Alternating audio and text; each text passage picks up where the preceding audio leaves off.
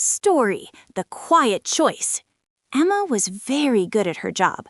She worked hard every day and cared deeply about what she did. She listened more than she spoke. She noticed small details others missed.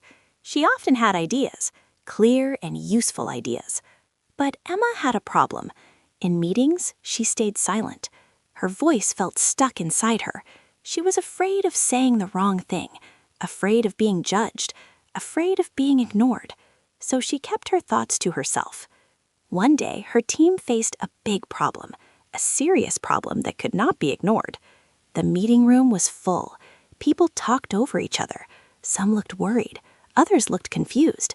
Ideas filled the room, but none of them worked. Emma sat quietly in her chair. She listened. She thought. And then she realized something. She knew the answer. Her heart started to beat fast. Her hands felt cold. A familiar fear returned. She told herself, maybe someone else will say it. But no one did. The room grew silent again. Time was passing. Emma took a deep breath.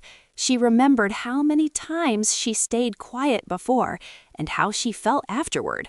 Slowly, she raised her hand. All eyes turned to her. Her voice was soft at first, but she spoke clearly. She explained her idea step by step.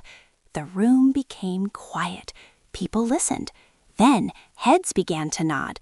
Questions were asked. Answers were given. The solution was clear. The problem was solved. After the meeting, Emma sat back in her chair. Her heart felt lighter. She smiled. That day, Emma learned something important.